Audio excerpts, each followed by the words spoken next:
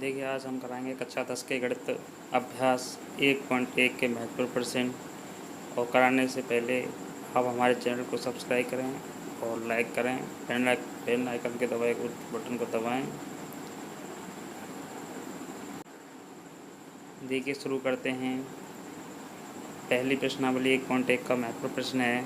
Euclid विभाजन प्रमेय से आपको एचसीएफ ज्ञात करना है और आपका सवाल है 867 और 225 का एचसीएफ निकालना है। गुणनखंड विधि से आप सभी लोग जानते होंगे, लेकिन ये जो विधि है कि वो 3 नंबर की आएगी। ऐसे करने के लिए आपको कुछ चरणों से गुजरना पड़ता है और चरण आपके पास दिए गए हैं। जैसे इसमें प्रथम चरण दिया गया है आपके पास 867 पहले लिखना है आपको। 867 बड़ा है 225 से। मैं यूक्लिड विभाजन प्रमेय प्रयुक्त करने पर ये लाइन आपको लिखनी होगी। उसके बाद आप सवाल हल करेंगे। उसके बाद आपको क्या करना है, 867 में 225 का भाग देना है। और भाग जो आप जानते हैं करना, और भाग का एक फॉर्मूला होता है क्या, वो भी आप याद करें। भाज्य बराबर भाजक गुणा भागफल प्लस शेषफल। जैसे हम 867 में भाग देंगे 225 का, तो वह 3 बार जाएगा। जिस संख्या में हम भाग देते हैं वो भाज्य कहलाती है, और जिस संख्या का भाग दे रहे होते हैं वो भाजक कहलाती है। जो हमें प्राप्त होती है वो भागफल होती है, वह जो शेष बचता है वो शेषफल होती है। इस प्रकार से 225 का हमने 867 में जब भाग दिया तो 3 बार गया, और जो शेषफल बचा वो हमारे पास 192 बचा। तो इस प्रकार से हमारा ये पूरा 867 तैयार हो जाता है। 225 गुणा 3 प्लस 192, यानी कि भाजक जो है वो हमारे पास 225 है, और भागफल जो है 3 है प्लस 192। ये चरण तब तक चलते रहेंगे जब तक आपका शेषफल 0 नहीं हो जाता। ये चरण बदस्तूर ऐसे ही चलते रहेंगे आपके।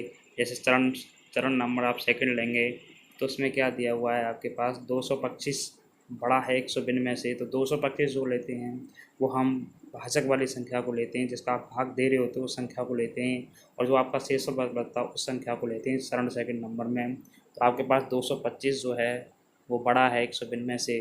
उसमें आपको वही जो आपने पहले जो नियम लगाया था वही नियम इसमें लगाना है।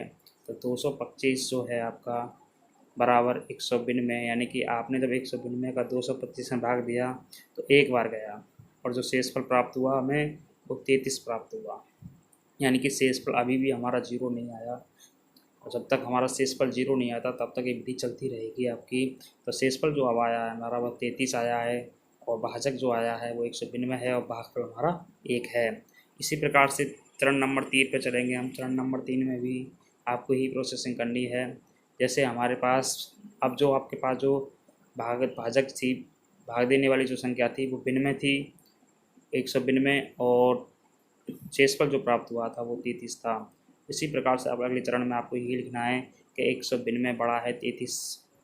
तो उसमें क्या लगानी है आपको, यूक्लिड विभाजन प्रमेय विधि प्रयुक्त करनी है आपको। उसमें भी आपको इसी प्रकार से लिखना है 192 बराबर, जैसे आप 33 का भाग 192 देंगे तो 5 बार जाएगा, और उसके उपरांत आपका जो शेषफल बचेगा वो 27 बचेगा। इसी प्रकार से आपको इस लाइन को ऐसे ही लिख देना है। अब देखेंगे आपके पास शेषफल अब भी बचता है, और शेषफल जो है अब आपके पास 27 है। 27 जब शेषफल है तो इसका मतलब अभी आपके पास जो है 0 नहीं है। अब वही प्रोसेसिंग आप अगले लाइन में करेंगे। चरण नंबर चौथा लेंगे आप। चौथे चरण में भी आपको यही करना है। जैसे आपके पास तीसरा चरण हो गया था, चौथा चरण जो है आपके पास क्या है कि साथ 33 बड़ा है 27 से, यानी कि आपका जो 33 तो था वो क्या था आपके पास भाजक है, और 27 जो था वो शेषफल है। तो शेषफल से बड़ा ही होती है हमेशा भाजक वाली संख्या।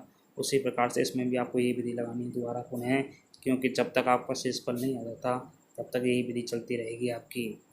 अब आपके पास फिर आया, आपने दिया 27 में 33 में भाग दिया 27 का, तो आपका एक बार गया और 6 शेषफल बचा। इस प्रकार से अब भी आपके पास शेषफल बचता है। जब तक आपके पास शेषफल रहेंगे तब तक आपके पास आंसर नहीं आ सकता और आपका हैसियत नहीं निकल सकता। अब अगला चरण लेंगे, चरण नंबर 5 में। अब उसी प्रकार से भाजक जो संख्या थी वो 27 थी, और शेषफल जो प्राप्त हुआ था वो कितना था, 6 था। अब 6 का भाग आपको देना है 27 में, तो आप 6 का जब भाग 27 में देंगे तो आपको 6 गुणा 4 करेंगे, 6 छक 24 होते हैं, और 3 को जोड़ेंगे तो 27 प्राप्त हो जाएगा। इस प्रकार से आपका 4 बार जाता है। 6 का भाड़ा जब 27 में देंगे 4 बार जाएगा और 3 शेषफल बचेगा, यानी अभी आपका शेषफल 0 नहीं हुआ है। अगली बार फिर उसी अगले चरण से लेंगे, चरण नंबर 6 हो जाएगा। चरण नंबर 6 में भी दर्शाया गया है आपका कि शायद 6 में आपका जो है भाजक था और 3 जो था शेषफल था, यानी हम हमेशा भाजक में ही भाग देते हैं शेषफल का। तो भाजक में 6 में जब 3 का भाग देंगे तो 2 बार जाएगा, यानी कि अब आपके पास शेषफल जो बचता है वो 0 बचता है। इस प्रकार से आपके जो शेषफल है इसी प्रकार से बचेगा। ये शेषफल आपका 0 हो गया, तो आपका एचसीएफ जो है, जो आप भाग जिसका पूरा पूरा जा रहा है, वही आपका शेषफल होता है। इस प्रकार से हमारा पूर्ण रूप से बनके तैयार होता है। कितना आंसर, इस प्रकार से हमारे सभी सवाल पूरा होता है और एक निश्चित सवाल आएगा आपका 100% आएगा। अगर आप इसी प्रकार से सवाल करके आते हो तो आपको 3 नंबर पूरे पूरे मिलेंगे। इस बात का पूरी गारंटी है हमारी।